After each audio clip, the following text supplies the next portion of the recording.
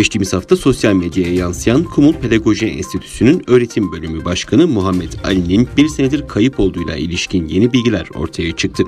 Özgür Asır Radyosu'nun bölgede yaptığı çalışmalar sonucu Kumul Vilayeti Eğitim Başkanlığı yetkilileri ve Kumul Pedagoji Enstitüsü öğretmenleriyle yapılan telefon görüşmesi sırasında Muhammed Ali'nin 22 Mart 2019 tarihinde Çin polisleri tarafından suçsuz yere tutuklandığı teyit edildi. Elde edilen bilgilere göre Muhammed Ali soruşturmasının sözde sosyal istikrar ve ulusal güvenlikle ilgili olduğu için dava ve Muhammed Ali'nin durumu hakkında bilgi paylaşmanın Çin Komünist yönetimince yasak edildiği kaydedildi. Hiçbir gerekçe gösterilmeden tutuklanan Uygur Türk'ü eğitimci ile ilgili şu ana kadar detaylı bir bilgi alınamadı.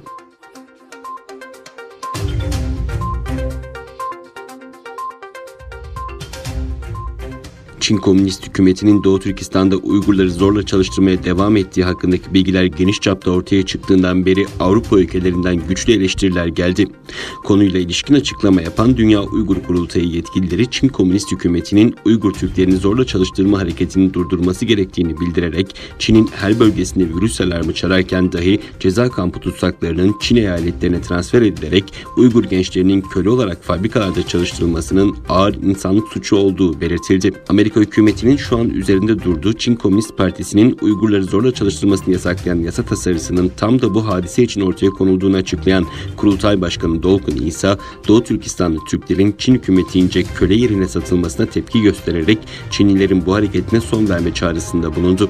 Küresel şirketlerin Uygurları ezmek karşılığında satılan ürünleri almamaları ve bir kısım ülke hükümetlerinin Uygur Türklerini zorla çalıştırma hareketine ortak olmaktan kaçınması hakkında beyanat verdi.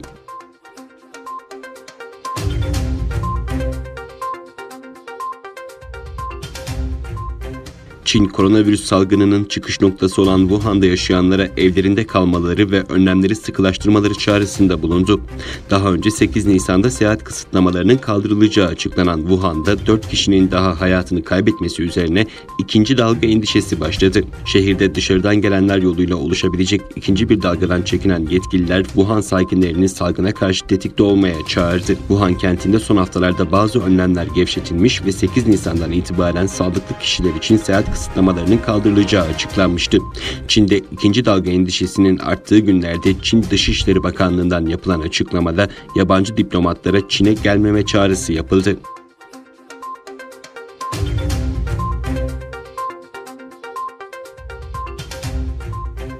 ABD merkezli yayın kuruluşu Bloomberg'in adını açıklamadığı 3 ABD'li yetkiliye dayandırdığı haberinde Çin'in yeni tip koronavirüs salgınının gerçek boyutlarını tüm dünyadan sakladığına dair Amerikan istihbaratının bir rapor hazırladığı belirtildi. Söz konusu raporun geçen hafta Beyaz Saray'a sunulduğuna işaret edilen haberde raporda Çin'in ülkedeki COVID-19 kaynaklı vaka ve ölü sayılarını bilerek gizlediğine dair bilgilerin yer aldığı aktarıldı. Çin'in salgının 2019'un sonunda Wuhan'da başlamasının ardından sadece belirti gösteren hastaları istatistiklere dahil ettiğinin vurgulandığı haberde Hubei eyaletindeki binlerce cenaze görüntülerinin de şüphe çektiği kaydedildi.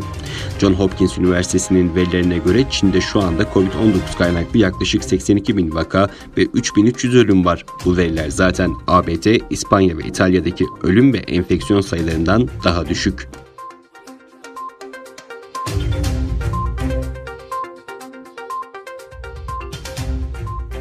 Rusya Devlet Başkanı Vladimir Putin, küresel petrol piyasalarının zorlu bir süreçten geçtiğini belirterek petrol talebi sert bir şekilde düştü. Küresel petrol üretimini günlük 10 milyon varil azaltmak gerekiyor ve bunun ortaklık çerçevesinde yapılması gerekiyor dedi.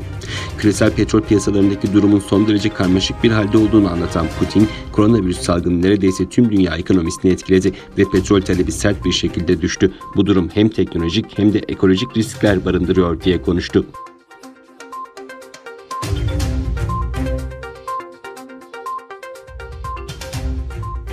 Çin'in 5 Nisan 1990 tarihinde Doğu Türkistan'ın Barın kasabasında gerçekleştirdiği katliam hafızalardaki yerini korurken yüreklerdeki acısını da hissettirmeye devam ediyor.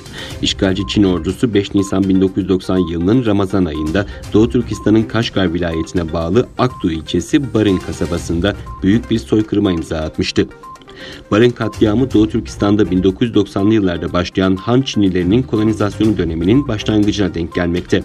30 yıl önce 5 Nisan 1990'da yaşanan katliamda yaklaşık 5000 Uygur'un hayatını kaybettiği biliniyor.